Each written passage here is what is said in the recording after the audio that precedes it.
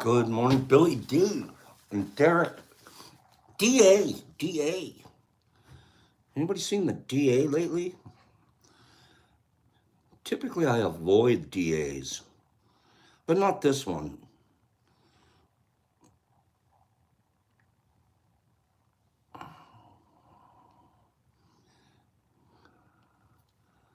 Oh boy.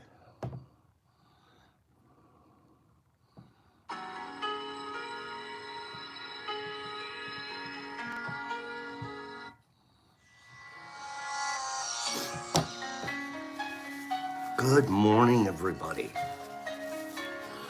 Nerdy! Good morning. Trent.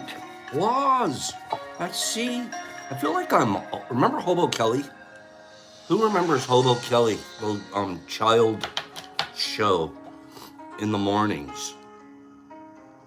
Hobo Kelly had those magic glasses. Do you remember that?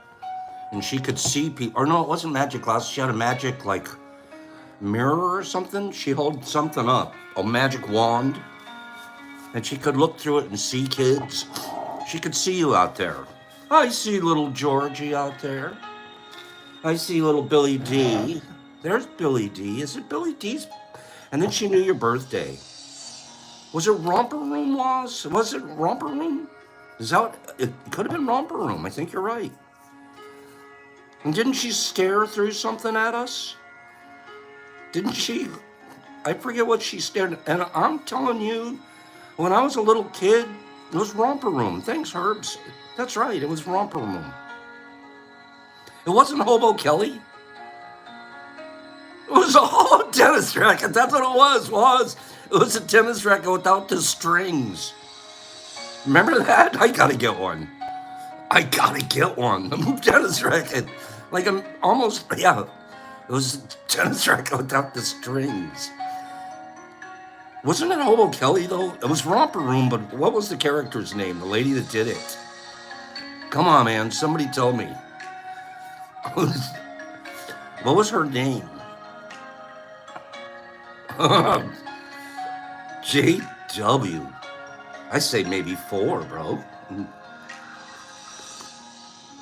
Nobody can tell me Hobo Kelly's name? Romper Room Lady? Romper Room Lady. What was her name? I'm not stopping until I find out Romper Room Lady's name. We've wasted 5 minutes on Romper Room Lady. They won't waste it.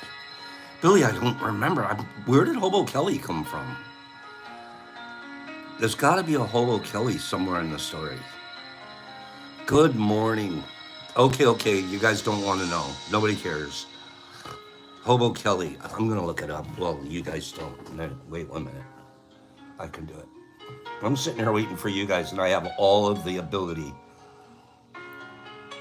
Okay, here we go. Where's Hobo Kelly? Hobo Kelly. So it writes it up Homo Kelly. I didn't say homo. I said hobo.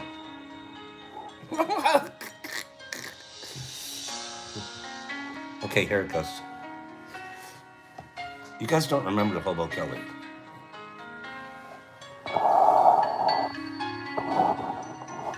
You guys don't remember Hobo Kelly?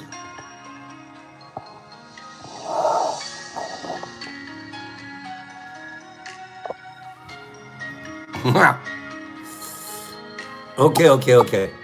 Romper Room. Are they the ones with the empty tennis net? The tennis thing? Romper Room. How'd she know our birthdays? How did that lady know our birthdays? I would sit there in front of that TV screen. Oh, it was Homo Kelly. When I said it looked up Homo. Shh. Remember we used to call each other that and we didn't get in trouble? Ah, you pig! Yeah, we used to do that. When Bill, I know Mom didn't, she had to literally sit down and write a letter back then. It wasn't like they could just, email, hey, tell little Kirby good morning. Happy birthday.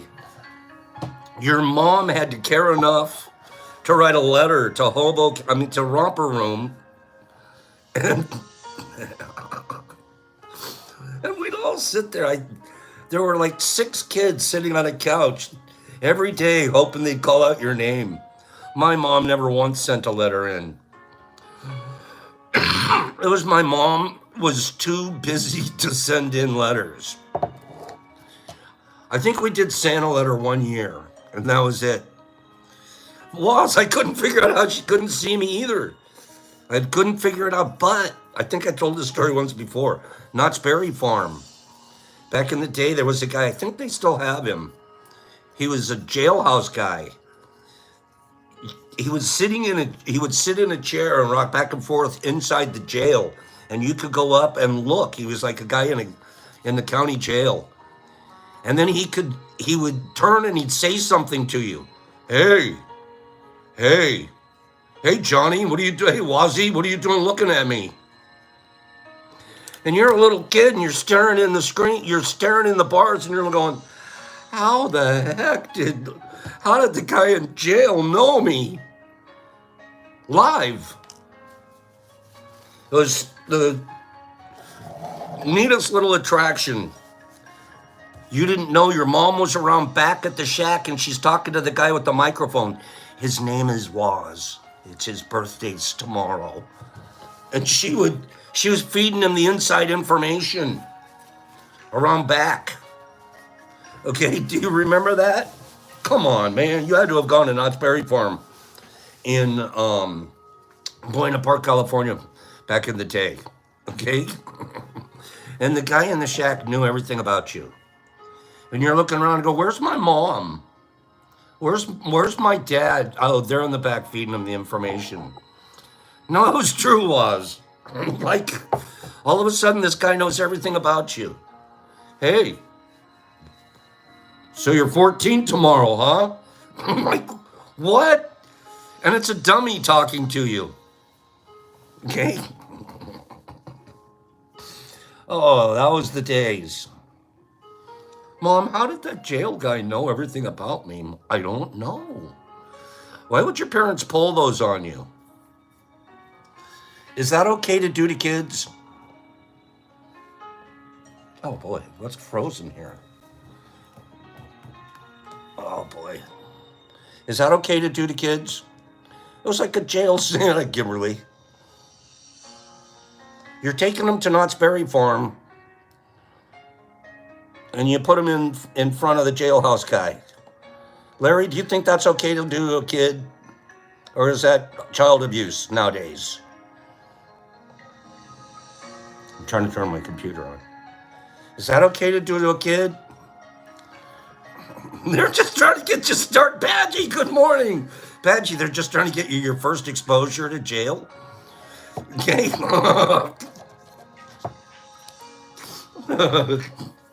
You gotta look up who that guy is. Scared Straight. That was the first version of Scared Straight.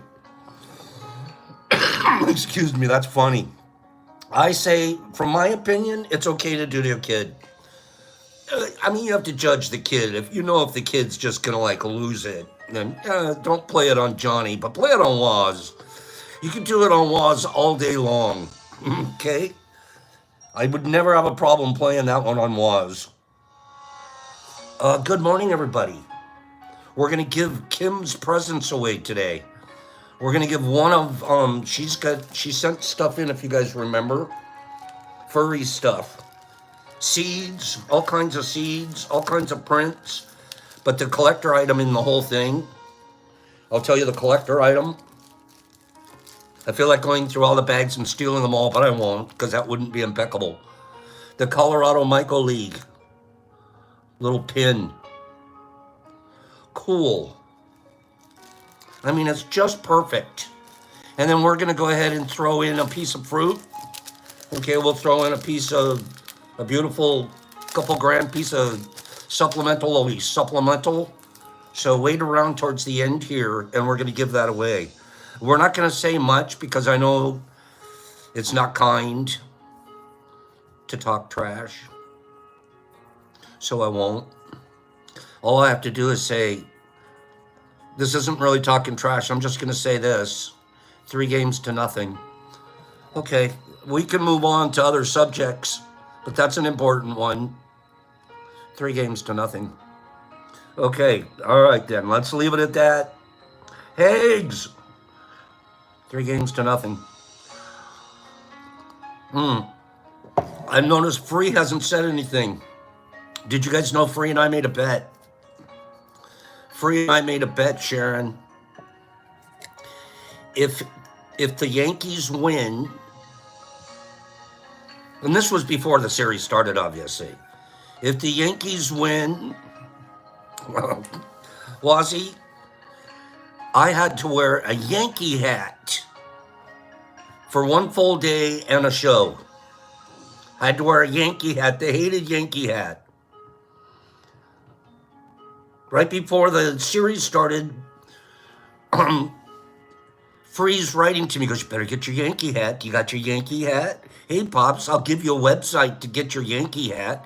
You gotta get a Yankee hat, Pops. Pops, you gonna get a Yankee hat? And deep down inside, between you and me, I was this close to buying a Yankee hat Thursday or Friday as a just-in-caser. I'm not kidding you. Just in case, because I didn't want to be the guy that didn't have the hat. So, and I know it takes a day or two to get it. So I'm thinking, okay, I should just get the hat and I should be ready to lose. I didn't. I timed it. I was like, actually, if I wait till Sunday and I see what the scores are, I can order it Sunday and it'll still be here by the last day of the series. Okay, so vague. I didn't order the hat. Okay, just so you guys know, Pops doesn't have a Yankee hat ready to go. If the series gets somewhere around 3-3, I'll find a hat somewhere. Okay, I'll find a hat just so I'm ready. Good morning, everybody. Free, do you have your hat? Free, did you pick up one of those Dodger hats by any chance? Okay. If he's not here this morning, he'll come back and watch it. So no more. We don't want to talk trash. We've got to be kind here. 3-0. Okay. Was that so creepy? Who would do that? That's like way too invested. Okay. You think countries have problems with their borders? Have you ever heard of countries like they have a little bit of issue with the country on the other side of their border? We might have a couple of examples going on in the geopolitical arena today, but I have a different example for you. I have a different one. This isn't, well, it is politics. We're not supposed to talk politics here, but we're going to talk about this one political thing. You guys ready? JC, that's exciting. Good for you. A monkey called Bobby. Already it's funny. Where's my thing? That's already funny. Who has a monkey called Bobby? Okay, so a monkey called Bobby was arrested by Pakistani authorities. Okay, so this monkey, he made an illegal crossing, this monkey, from Pakistan to India. So the Indian authorities arrested Bobby, the monkey that made it across the border illegally. They did it because India had once detained a pigeon that was said to be spying for Pakistan.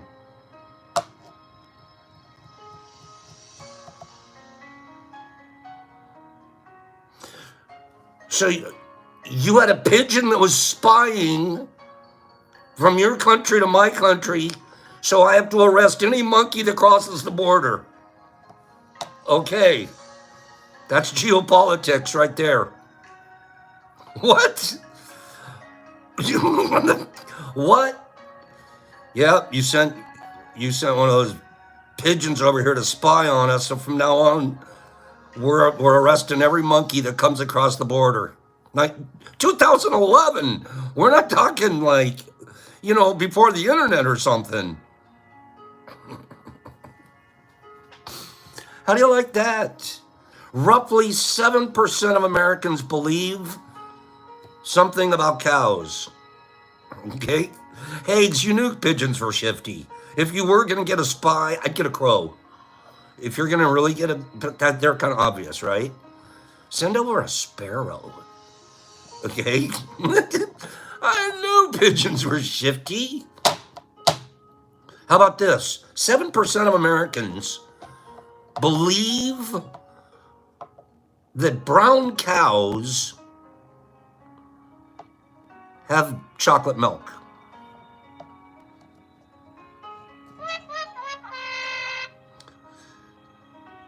Seven percent of Americans that they see a brown cow, they're like, yeah, that's where chocolate milk comes from, right there. I hope are any of you here? You can admit it. We're in a safe space. This is a safe space.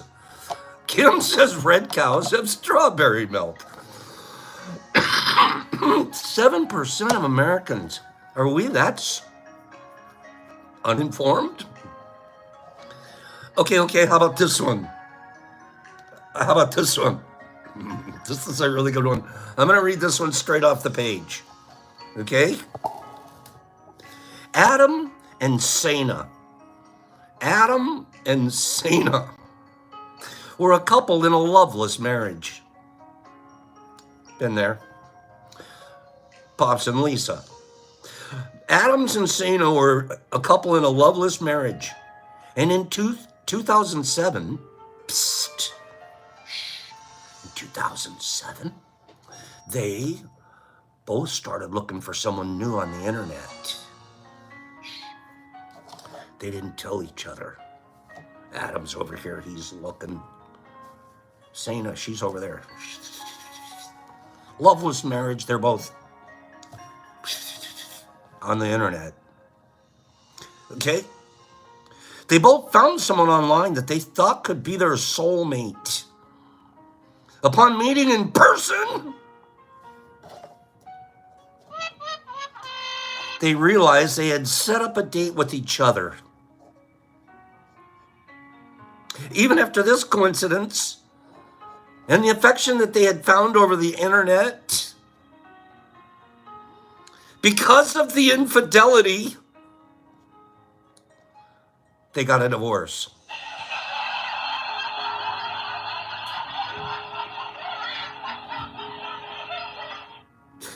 I pushed the wrong button. I wasn't supposed to push the laugh button. Sorry about that. All right, so even when you find your perfect partner, absolutely perfect partner, you show up. I remember my very first internet date. No lie.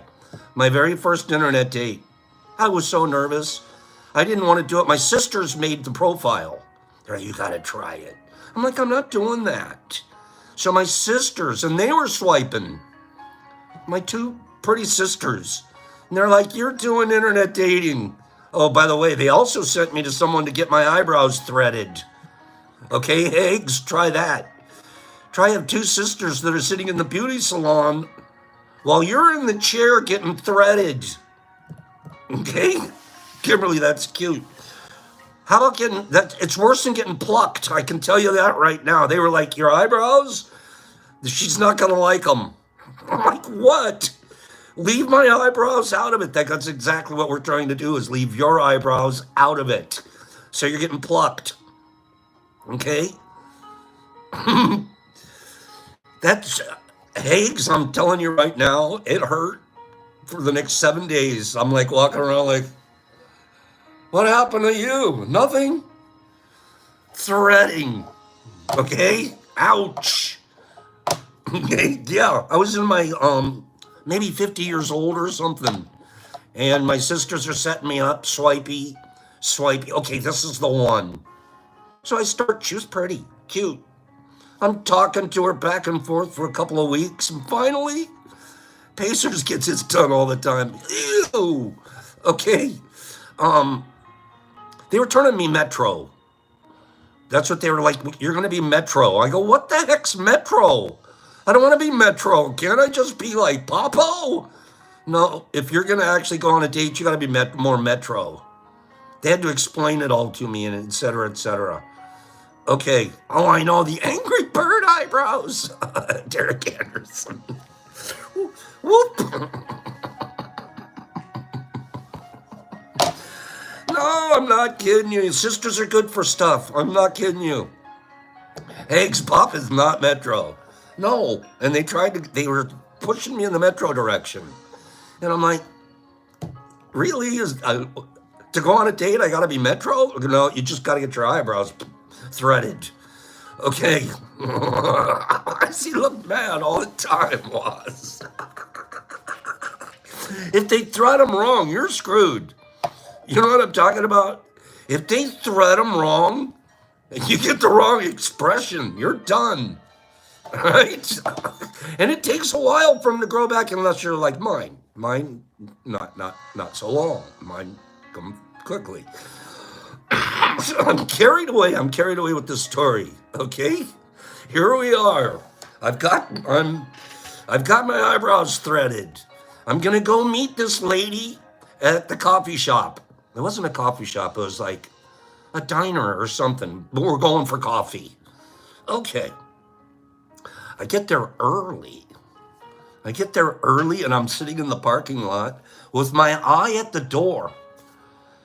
To be honest with you, I was hoping I could spot her driving around the parking lot so I could see. This is how kooky you can be when you're internet dating guy. I wanted to see what kind of car she drove. Okay? What kind of car does this person drive before I go in and meet him? So I'm sitting out in the parking lot. I'm a pigeon. I'm a shifty pigeon from India, and I'm spying on this Pakistani lady that's ready to show up, okay? She brings her monkey Bobby with her. Okay, so somehow or another, I didn't see her park. So, sorry, I missed the car part. I'm like, gosh, darn it. I missed the car part. Okay, but I think that's her. I think that's her, because they flash by, they open the door, they go inside, and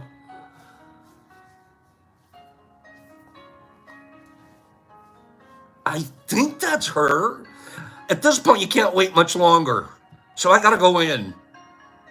You go in, sitting in the lobby area is someone kind of close to her, but about 27 years older, 42 pounds heavier, and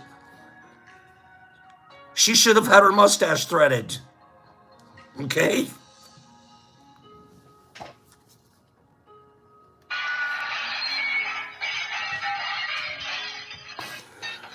I'm like, what the heck? This is my date. Oh, hi, there you are. You look just like your picture, she says to me. She looks at me. Badge. She looks at me. Oh, you look just like your picture. And I'm like,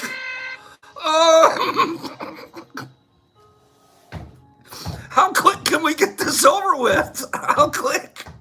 This is going to be the longest cup of coffee of my life. Instant non-attraction. Instant she did not match. You knew it was her, but I think she was showing a picture of herself a strong 20 years earlier. And I mean, it was a setup. I was set up.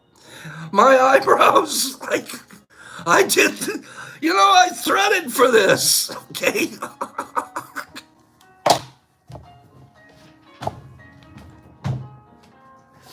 I'm not kidding you. She had a little wispy little mustache. What's going on? It wasn't a full catfish, but it was like a half a cat. And I got half catted. I threaded for this. HB, give me a minute. Oh, no. This is a true story. This is a true story. And the whole time, the whole date, all I could do, I got more like I got swordfished. Oh, time I'm like so pissed at my sisters inside. I'm like, this was hard to do. For me to even get dressed up and go to the parking lot and sit there and wait. I'm so out of line. None of this is me. None of this is me. I just want to meet someone at a library and call it good. Okay? True story. Online dating. My very first encounter. Oh, God. They didn't do it on purpose. My sisters didn't know that the lady was going to be a swordfish. But the worst part, to this day, I'll never forget that freaking get my eyebrows threaded for that. Okay? Oh, okay. Good story, guys. Thanks for letting me share that. Now that I'm thinking of these people showing up to their perfect, you should have just grabbed your old ex-wife and gone for it. Okay? Can't tell me that's what she was. She was a sword. I didn't get catfished. I got swordfished. Ask eggs. I'm still dying over it, Blasi. What was I doing there? What the hell am I doing in this parking lot waiting to see what kind of car she's driving? Threaded eyebrows. Okay. That's enough of that. All right. Oh, jeez. This is a final one. I'm going to do a final rando. We got to get to work. Okay. What am I doing? Eggs. The whole time I'm like drinking this coffee, I'm like, man, I can't even be charming and engaging. I just want to go. I can't believe I'm here. And she's like, this is such a wonderful, I'm so glad to have met somebody. I'm like, oh, jeez, oh, no.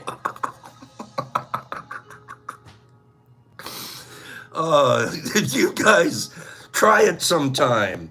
Try it. And you got to be polite. I was still working on being kind. Okay, I was working on being kind. Okay. Oh, Jesus, knock it off. Okay. How about this? We're going to read one more. I don't know if this is true. I don't even know how it can be true. But you know how there's actuarial information? Insurance people know stuff that we don't know about when we're going to live and when we're going to die and how long and this and that. Brock and I were talking yesterday. It was weird. We were talking about suicide and suicide rates and just stuff like that. And there, I was like, there's actuarial tables that semi-predict all of that, or at least they have data and they can tell you what the data is. How about this one? There is a higher likelihood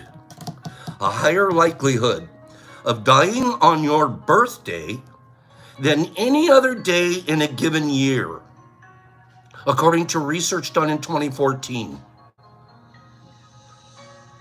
So there's 365 days a year, and you have a higher likelihood of dying on your birthday than any of the other 364.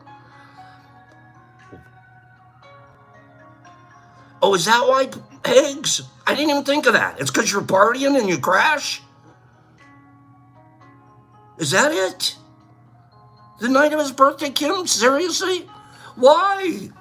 Help me understand why that day. What's happening? You know what it says? And the likelihood gets even higher when your birthday is on the weekend. Higgs, I think you just explained it. I never even put the two together. We're partying hard on the weekend. Kim, I'm so sorry. That's it. You think it's my birthday and you do a little more than celebrate. Darn it. Of course that's going to move the actuarial table a little bit. I'm sitting here going, how could that possibly be? And you guys are like, Pops, did you ever overdrink on your birthday and drive home with threaded eyes? No. Yeah. Okay.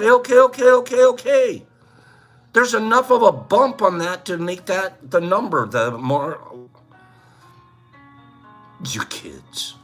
You kids are pretty good at this stuff. Okay.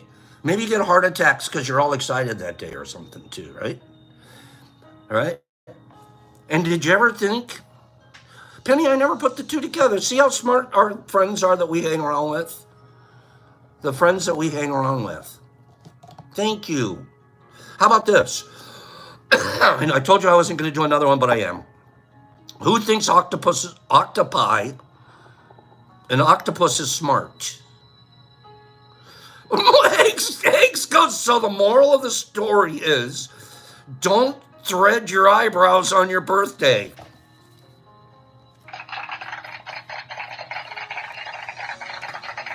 Or internet day.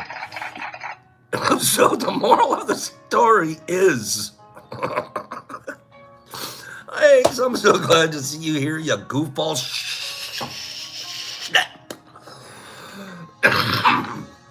So octopus are pretty smart, aren't they? Scary intelligent. How about this? Due to the intelligence of an octopus, it's actually illegal to perform procedures on them without anesthesia in certain countries. Hey. You gonna operate on that octopus? On Octi the octopus? Gotta give him some anesthesia, man. Who's an octopus anesthesiologist? Anesthesiologists make really good money, don't they? How would you like to be the specialist? You're the octopus anesthesiologist. Interesting. Due to their intelligence. Okay. One more.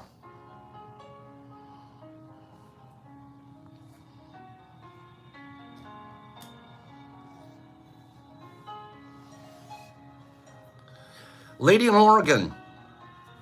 She has some firefighter friends. And her firefighter friends, she feels kind of sorry for them. They haven't had anything to do in a little while. Does anybody know where this story's going? Firefighter friends that haven't had anything to do in a little while. Oh, I have a brilliant idea.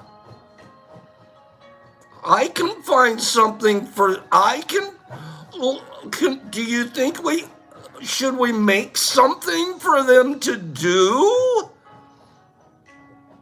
Lady in Oregon wanted to give her firefighter friends.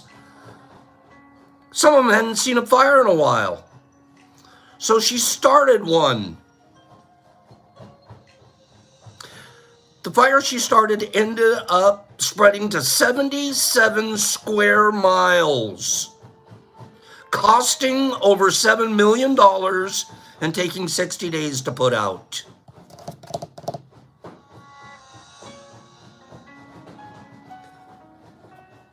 She no longer has any firefighter friends. Okay? Suggestion. Just give them mushrooms. Okay? Just give them mushrooms. Forget all that, the rest of all that. Let's talk about mushrooms. How about that, you guys? Is that a crazy story, or wait a minute? Is that a crazy story, or you have to just about wait a minute, don't you? Oh, boy. Where is that video I had?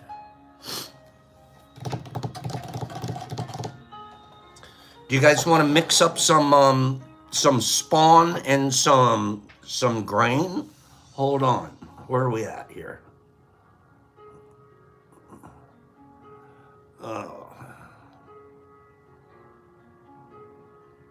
Oh, how funny.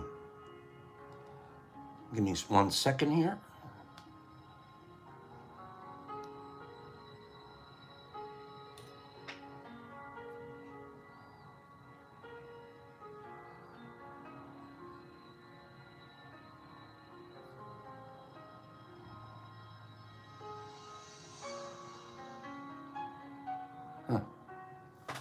Thought I had saved these. think I'm gonna have to show you guys the videos tomorrow. I thought I had actually saved these videos for doing mixing.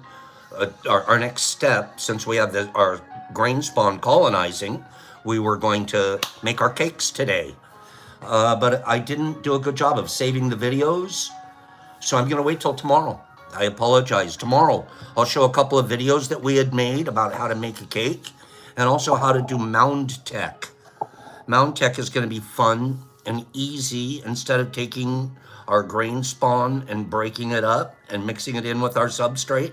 And there's two ways we do that. We'll do it either layered or we'll do it with the full mix. We'll explain that tomorrow. It's real fun. In some cases, we don't break it up at all. We just take our grain spawn as it already is out of either the bag or the jar where it's colonized, and we keep it in its lumpy, bumpy state. And then we just put it on a bed of casing, on a bed of substrate, and we cover it with another bed of substrate. That's a very, very effective way of growing mushrooms for your first 2 or 3 times. Instead of breaking up your colonized grain spawn, every time you break it up, you're actually causing damage to it. And you're asking it to reconstitute itself in the substrate, which it will, but it takes longer. The advantage is it's also going to give you more bulk. You'll get more out of it.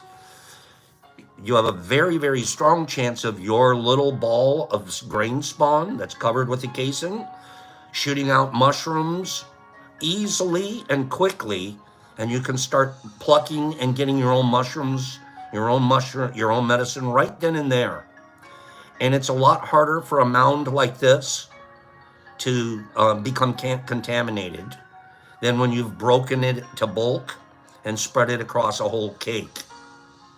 So while it stays in its mound form, right out of the jar or right out of the bag, it's already super strong. All it wants to do right now is continue to colonize.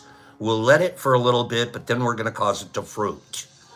So back when I was first starting, I would have about 10 tubs going of bulk, of the grain spawn broken to bulk, but I'd have another 10 going where there were mounds in the tub. And the reason I did that is because my contamination rates were high in my cakes. My cakes wouldn't always survive and give me fruit. But I had a pretty strong success rate with the mounds. So I always had a guaranteed amount growing and going with the mounds that I had colonizing and fruiting while I learned how to get my cakes up to par. So mounds a great way to start. We'll talk about that tomorrow too. We're going to teach you how to, there's no big teaching, but we're going to show a little video. And then let's talk, the last thing we'll talk about for today is, now your grain is colonized, okay? We have a 3-step procedure overall. We've broken it up into 10 phases, actually 10 steps, but it's 3 phases. Where is this? It's funny that none of the pictures I tried to download came through. It's interesting.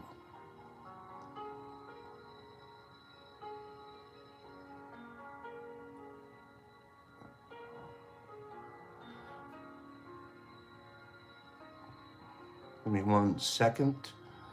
Airdrop that to my iPad. Accept. Here we go. Some of you have seen this picture before. I'll post it again on my IG page. I made this back when I had an IG page still called Pop Shrooms 2, one of my 18 pages. But this right here basically is going to break out the whole thing into 3 stages. We were inoculating. That whole beginning stage, when we're putting LC into our sterilized grain jars and letting it colonize, all of that was called the inoculation phase. That's where we were in the dark. We were at about 78 degrees, don't go over 80. And it's going to take somewhere between 14 and 30 days to colonize that grain, depending on what you're colonizing and the amount. Usually a 1-pound bag of rye berry for me colonizes in about 20 days. A bag of Uncle Ben's rice, brown rice, usually takes almost 30 days for it to be fully colonized for me. 14 is if I'm using a very small jar, a small amount, and I've done grain to grain to get it started instead of starting it with an LC. I can speed it up. I can get a 14-day colonization if I start it with grain from another already inoculated bag or jar, and if I'm not using a huge amount. But typically we do 1 pound bags at a time of the grain, and it takes about 20 days. So I know that this phase right here is going to last me about 20 days before I move to the colonization phase. Colonization phase is what we're talking about now. We're going to start colonizing once we make our cake or we make our mound. That's called the colonization phase, and it's going to last for 10 days. The last 2 phases between colonization and fruiting, which lasts about 12 days, another 10 days. This is about another 20-day process for us. So you got about 20 days here and about another 20 here. I'll add 5 for just adjustment times and stuff. The whole process takes us about 45 days. So we're going into colonization. Colonization is going to be after we've made our cake. This is how we're going to treat it. After we've made our cake or our mound. For the first 10 days, we're going to leave it in the dark after we've made it. We're going to have the temperature of the cake somewhere around 74 degrees. And we're going to leave it there for 10 days in the dark. We're going to visit it 1 time per day. And when we do visit it 1 time per day, actually the first 3 days, I don't even visit it. I leave it alone. The last 7 days of this 10-day cycle, I'll visit my tubs. I'll take a look at them. I'll inspect it. I'll make sure I'm wearing gloves and I'm everything I'm doing super clean because this is still ready to be contaminated environment. I got to stay clean. And I'm going to FAE or fresh air exchange. And we'll talk about that more tomorrow and how we do it. Fresh air exchange once per day in this first 10 days of this cycle. And then we're going to change it up in this phase, but I'm not going to talk about this one yet. We'll talk about making cakes and mountains tomorrow and a little bit more about the colonization phase as it leads to fruiting. Okay? While we're here and discussing fresh air exchange, we'll get a little more specific about that tomorrow because we'll have time. We do have a video available of, believe it or not, Santa Claus. Santa Claus is teaching us a fresh air tech, a fresh air exchange tech. Okay? Anybody who would like to see Santa Claus, who would like to see Santa doing a video on how to do fresh air exchange? I shared this with Kim and she said, Pops, maybe it's just air exchange, but not fresh.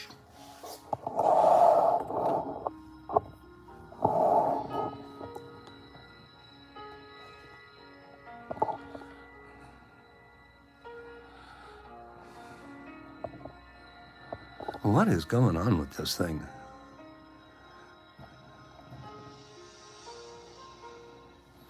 Okay, we'll do it this way. I'm having technical difficulties today, but that's okay. We're doing our best. At the end of the day, you're going to go, was it very good? Not really, but you could tell the guy was doing his best. Wait. Here it is.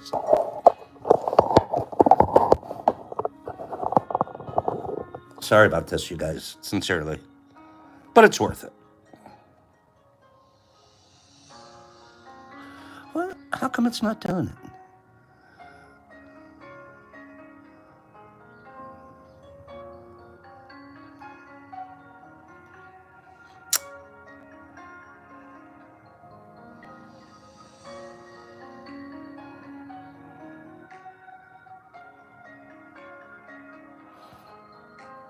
Okay, one more time.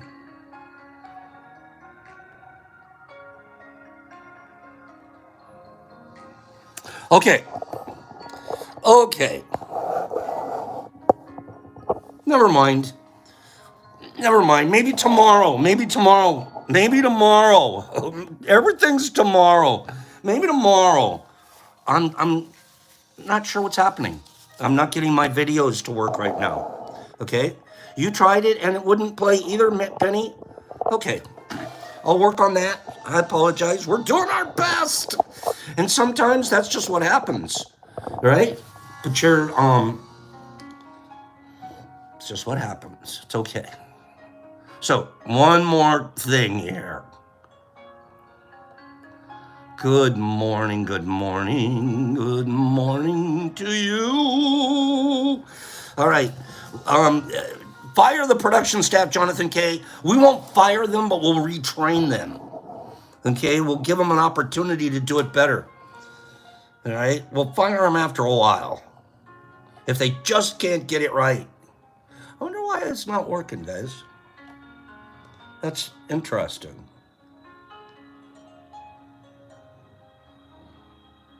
Okay. Well, it doesn't matter. Let's do this one, though. This one does matter. I think I can get this one right. This is something different. It's from a 61-year-old man. One of the things I find quite sad, one of the tragedies of life. It's from a 61-year-old man. One of the things I find quite sad, one of the tragedies of life, is that largely due to all our insecurities, we don't realize that we are liked and loved more than we know. The reality is that someone in your class or at work really enjoys it when you show up, even if you've never or hardly ever spoken to them. And they're probably a bit disappointed on those days that you don't turn up. Or that childhood friend who you lost touch with probably thinks of you fondly from time to time, as you may of them. Or that stranger whose path you crossed and they really liked your smile and it brightened their day somewhat. So remember, you may not know it, but someone thought of you today, and someone missed you today, and someone loves it when you're there, and someone finds you special and unique. So don't spend your time trying to portray a different image of who you are, or building an ego, because remember, ego is not the same as self-confidence. You know, love who you are, because your true nature is simply being. You know, happiness is already within you. It's always been there. You are enough. Carpe diem. Advice from a 61-year-old man. Sometimes you just miss and you don't even know it. When you're feeling down and feeling dull and feeling dumpy, there's people out there that don't see you that way. There's people out there that are remembering like you, that you brought so much light and flame. So you can continue to like experience that. Remember that. The dull, dumpy stuff, that's not coming from a place of love. That's coming from a place of self-judgment. And when you're filling yourself with love, you're remembering that you're a vessel for that. And you may not be the biggest vessel and you may not pour out the most. That's man's way of measuring things. Our new way of measuring is, are we being complete moment by moment? Are we being ourselves? Not the people we think other people want us to be or look like or act like. Is this who you are? Is this what makes you feel right? And as you do it, do you help other people grow? And when you can answer that, keep doing it. It doesn't matter what it is. Trash the clown picks up trash. She's picking up cigarette butt after cigarette, stuff that people didn't give a damn enough to put in the trash can themselves. Just poof, like that. And she's behind them going, no, wait a minute, we can make this a better place. One little cigarette butt at a time. Give me 1 second.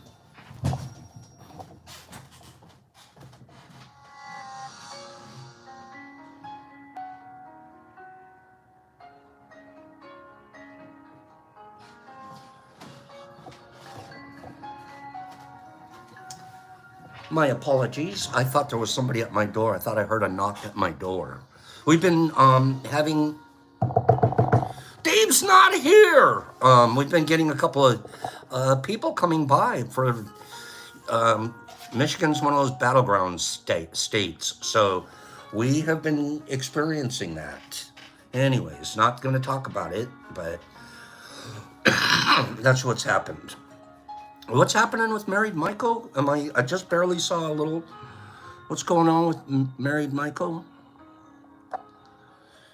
We certainly love her and her husband and the things that they go through. We gotta, as I've mentioned to them, I have to stay low profile on some situations for the good of all. You know what I'm talking about? Sometimes when things are just a little too risky, you have to stay low profile for the good of everybody. So that's just me and what we work on here. Let's go to page 85.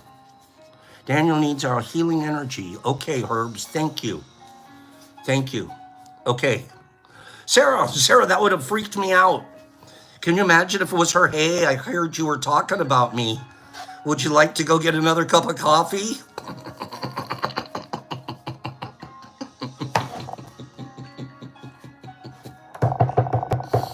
No, it's actually the post lady.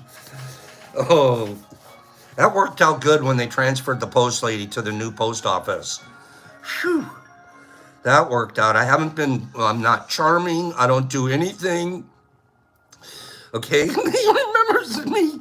He remembered me. She's not even upset. She goes, would you like to go get another cup of coffee? And she's threaded.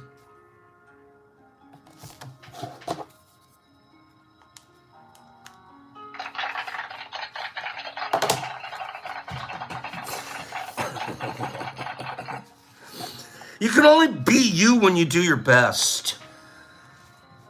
That's when you're you. I'm over here fumbling with cameras and video equipment, and that's me. I never once pretended to be Mr. Production Assistant himself. I don't even know how to download a video where it'll play. Just did my best.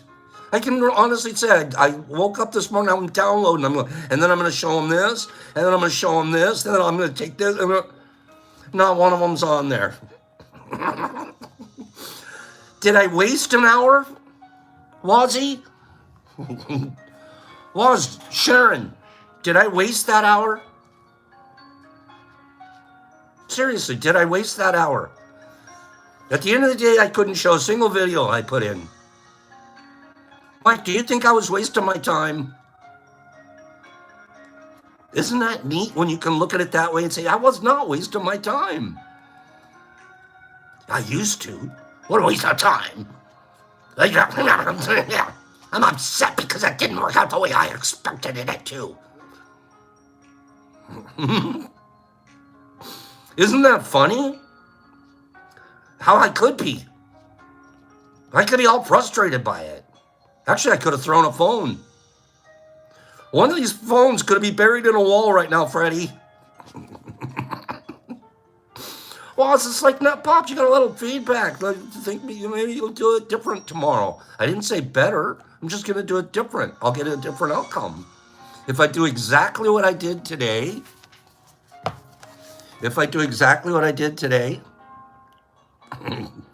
I'll get exactly what none of the videos will come on. I can pretty much guarantee it.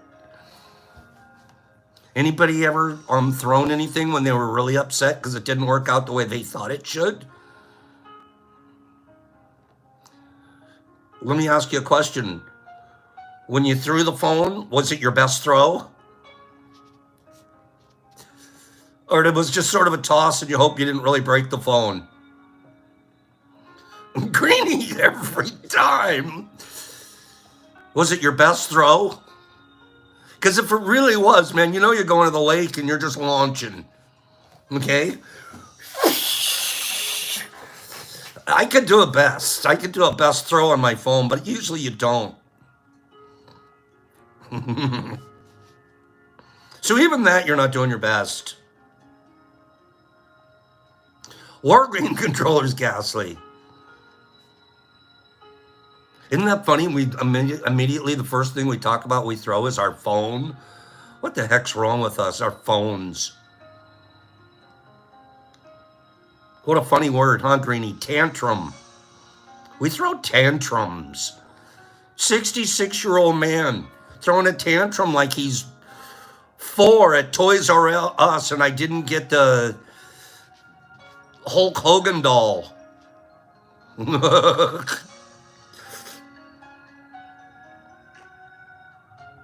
If I do my best, do I need you to tell me? If I do my best, do I need you to tell me? Do you even know if it was my best? It could look like my best, and it was like I was actually sloughing off a little. I could look like, man, God, that was the best of it. And I'm like, little does he know, I was actually cutting corners and snaking around and taking it easy and not doing my best. And they don't know. So it sounds like no one really knows when it's your best except you. That's what it sounds like to me. And if that's the case, then how could I possibly rely on you to accept me because I did my best when you don't even know if I am? You don't even know if I'm doing my best, but I'm relying on you for acceptance. Sounds like a perfect chance to be a hypocrite, Pops.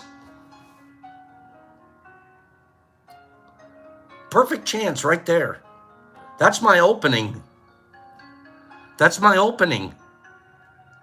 To not be myself, not do my best, just do enough to be accepted. Do the part that makes me accepted. How full of life am I living? I'm certainly not doing my best. I'm just doing what I have to do to be accepted by the group, by the tribe, by the operation, by the group, by the work crew, by the church outfit, by the fisherman fellas, by the whoever, whatever your group is that you're hanging around and not being yourself at. Just so you can be accepted.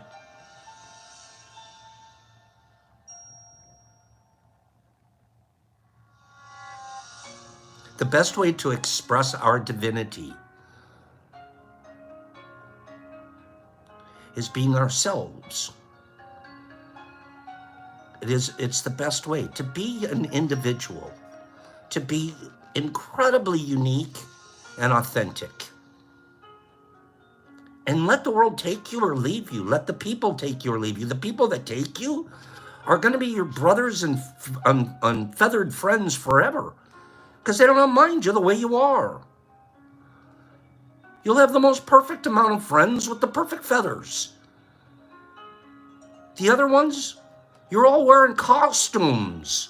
You're all at a fake Halloween party, wearing costumes and trying to fake each other out. Well, I'm a pirate. No, really, I'm Marie Antoinette.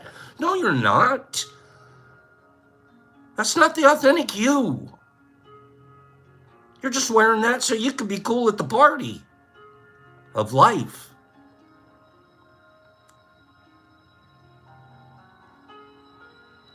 You express your own divinity by being alive and by loving yourself and by loving others. It's an expression of God to say, I love you. That's so pretty to me. It is so foreign to me because I had a hard time learning how to do a bro hug. I really did. Like, I'm good with a handshake. Firm handshake, where you're not breaking the guy's knuckles, but you let him know, I got a little bit of a grip here, and then they give you a wimpy, fish scaly, weepy handshake. You're like, ugh. I was good with the firm handshake. Then I had to learn how to be a bro hug. Then I wanted to. There's a bunch of guys I met at Mushfest. I can't wait to hug them again. Is that weird? I've never been anywhere where I couldn't wait to see this guy and hug him again. Ever. Not a job, not a race course, not a church, nothing that I've ever experienced before. I'm not kidding you. I don't mind bro hugs at all now. I had a lot of bros too. A lot of guys with the same feathers as me. And I know it because we show each other our feathers. It's an expression of God to say, I love you. I've been practicing that for the last 2 to 3 weeks. Some of you here can attest to that. If you haven't received one, it's maybe I don't have your address or you're still on my list. I don't know. That sounds good, Sandy.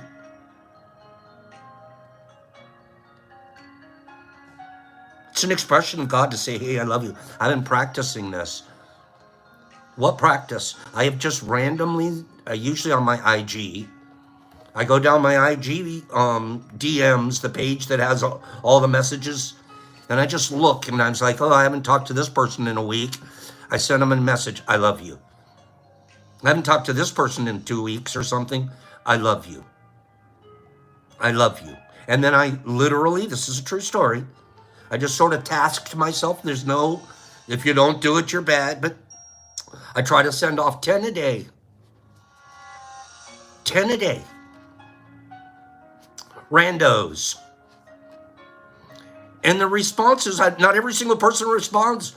You'd think, oh, everybody's going to call back and they're going to tell you they love you and you're the greatest thing since you're the inspiration that saved their life. None of that did I expect from a single I love you. I was doing my exercise. I just do my exercise. And the things that I get back, when I get them back, are unexpected. And they're beautiful. Some of them, it's just the same exact 3 words back. That's all you got to say. I love you. We don't got to make a big rigmarole about it, anything like, oh, you're the best. Just, I love you. I'm speaking with my God voice to you.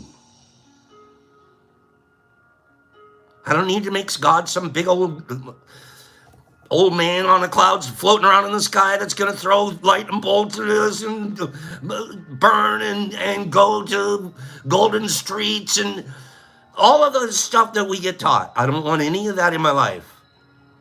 So I've avoided God just because God's like, I forget the God's in me.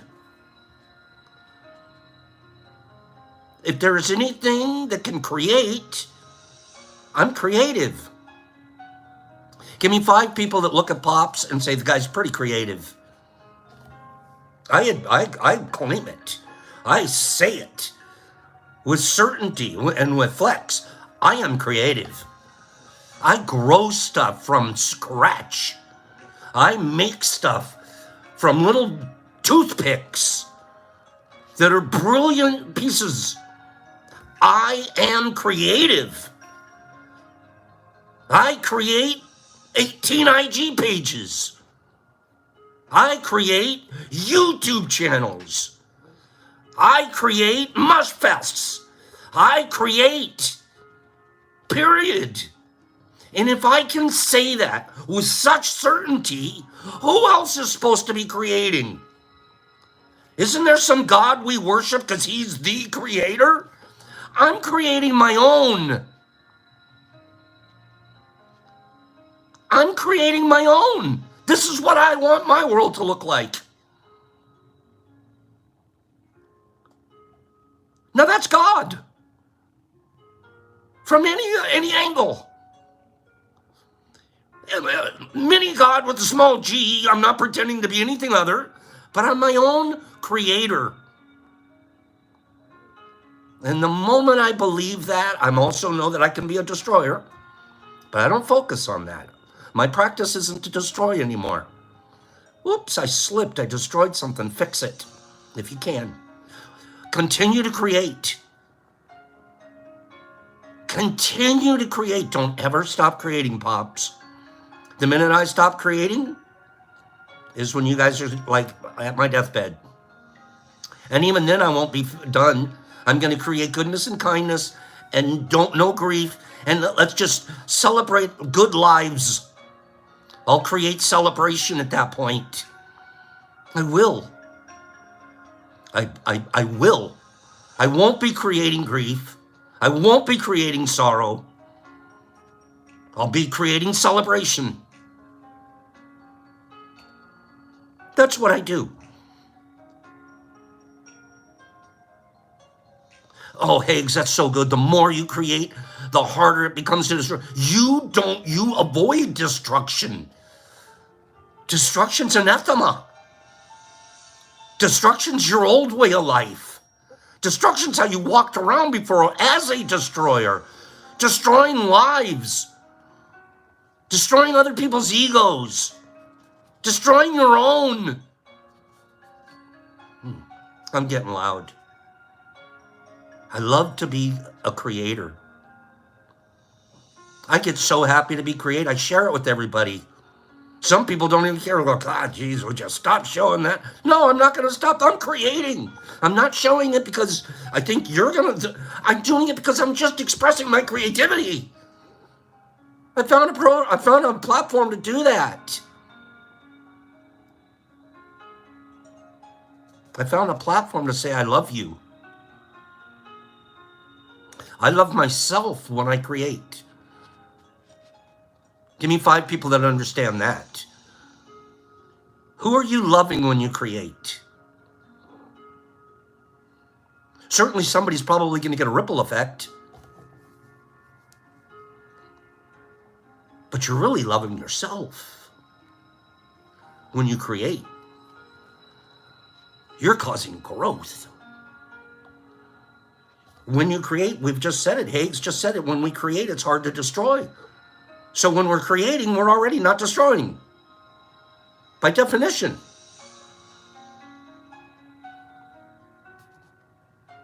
The first 3 agreements will only work if you do your best. Don't expect that you will always do your best. Don't expect that you'll always be able to be impeccable with your word. Your routine habits are very strong. And your family is deeply rooted in your mind.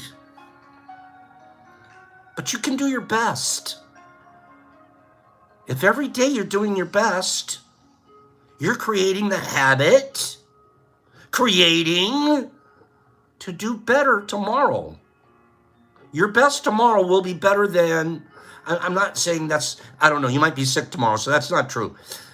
You're going to ingrain in yourself the habit of doing your best on a day-to-day, hour-by-hour, sometimes minute-by-minute basis. Don't expect that you're never going to make another assumption. Don't expect that you're never going to ever be impeccable again. Don't expect that you're never going to take anything personal again. What you could expect is it's going to get harder and harder to take something personal if you're doing your best at not taking it personal. Does that make sense? It's going to get harder and harder if you're doing your best to not take it personal. After a while, do you remember what I said? You come pretty darn close to a cloak of invincibility. You're Teflon, baby. And you'll still be human. Something will slip through the crack, but it won't stick because you'll have a God voice that's practicing. And what does the God voice say? What is our God voice? What's our divinity voice say? Give me a couple people say it right now. What does it say? Sharon, you're good. Give me a couple more. Feels good to write it. That's your God voice.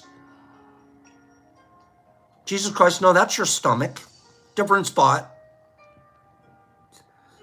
Sharon knows. Our God voice says what Kimberly just said. And Vegas says it too. That's the same voice. It says, I love you. It says it to ourselves because it says, I love who you're becoming. I love the practice that you're involved in. I love that you hang around with people that are growing too, that are more concerned with growing than dividing and hating. I love you for that, to self. You should be proud of yourselves, and I mean that with pure sincerity. You guys show up here every day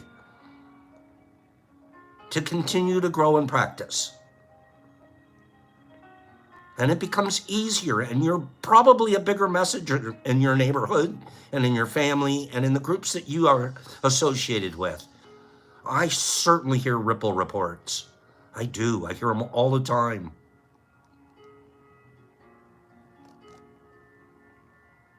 By doing your best, the habits of misusing your words, taking things personally, and making assumptions will become much, much weaker with time and with practice.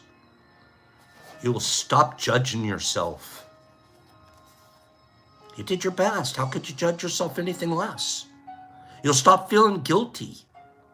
Well, I really feel guilty. I planned on having this great production today, and 4 out of the 5 videos I downloaded didn't come out right.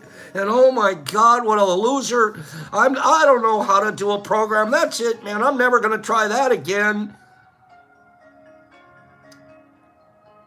Feeling kind of guilty, judging myself, making a big deal out of something that wasn't.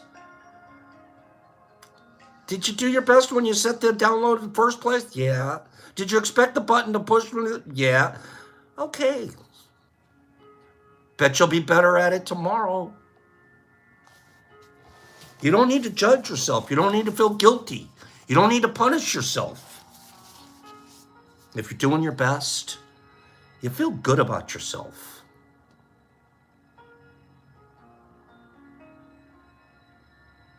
Even when you make mistakes, even when you make that assumption, even when you do take a little something personal, even when you're, oops, I wasn't impeccable, you still feel good about yourself because you recognized it. The other you didn't even know it. He was just running around taking everything personal, not even know it. Now you're like, geez, I just took that personal, didn't I? Boy, I feel better. I'd feel better about myself just for recognizing it. If you always do your best over and over again, you're going to become, wait for these 2 words, 3, Badgie's counting. If you do your best over and over and over again, you're going to become a master of transformation. I wear that proudly. You want to be a master of transformation?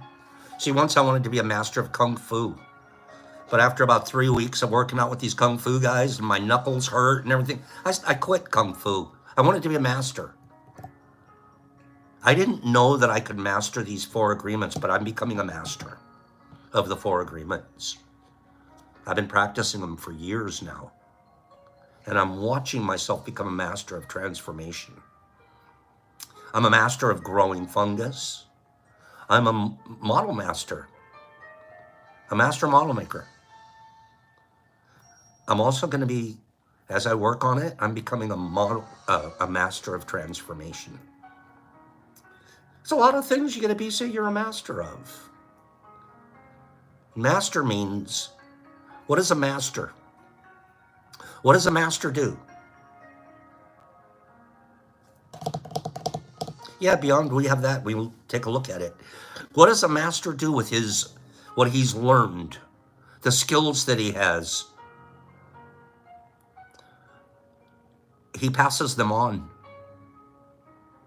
He passes them on. He teaches. He practices what he's going to preach, and he passes them on. No master wants to hold on to his skills all by himself in a little call. That's not a master. That's a miser.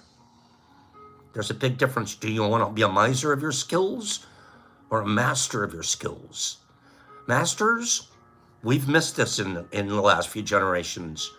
Masters, ministers, reverends, you're supposed to be servants.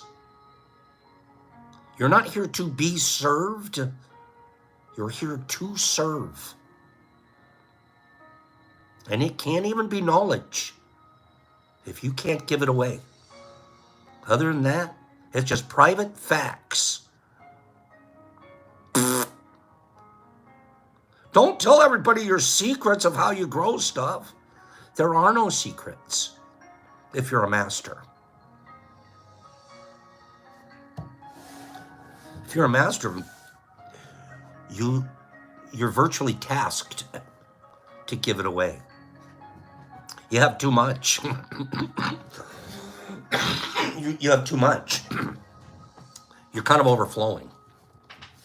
So, we'll see you guys here. No, let's do a giveaway. Where is it? Hold on one second.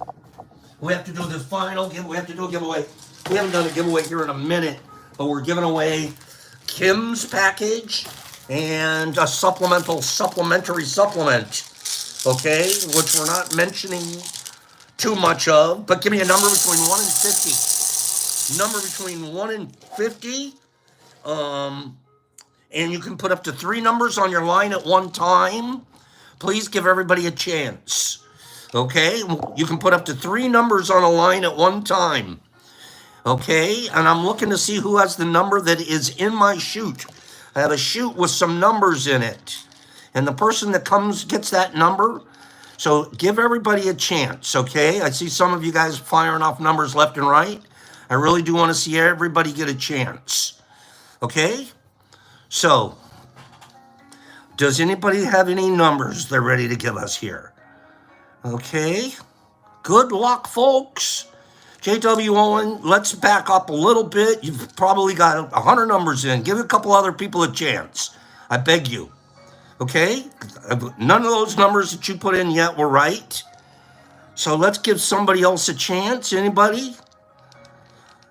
I'm looking at you guys out there through my little wand, through my thing, I haven't seen it yet. Anybody? Give me another couple of numbers out there. All right? If you've only fired your numbers at us once, fire them again. J.W. Owen, I won't argue with you. You can write to me, bro. We'll talk about it. Okay? I think it's fair to give everybody a chance. Not just the fastest fingers here. All right? I still don't see the number. Nobody's given us the number yet. Okay?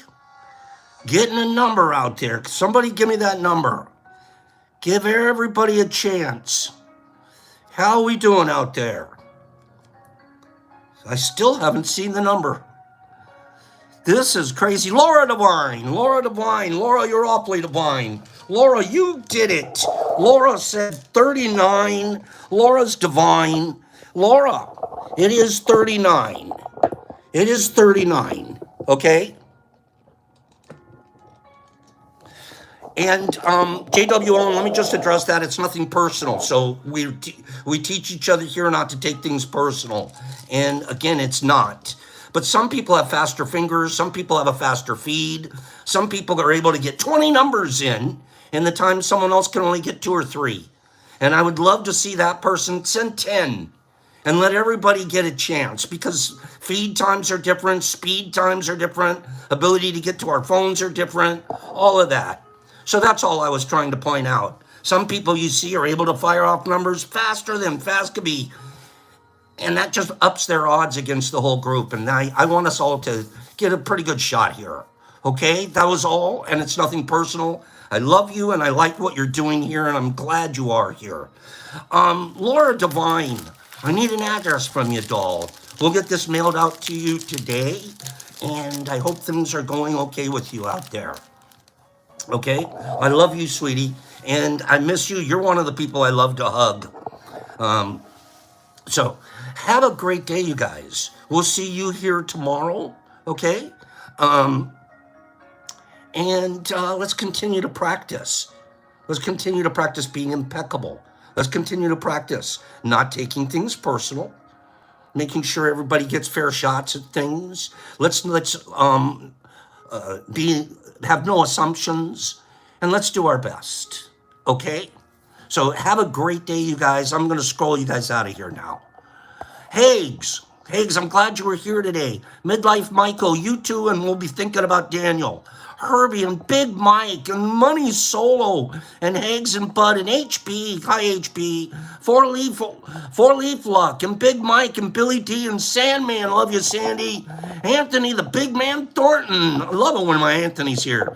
Herbs and Nippy and Derek Anderson and Midlife and SSW and Clean Grow and Sharon and Waz. Waz is loving Laura. Hags, have a beautiful day, my friend. Say hello to moms. Trent, have a wonderful day. Four Leaf, Cat Meow, Zilla. Kim, isn't she? She really is.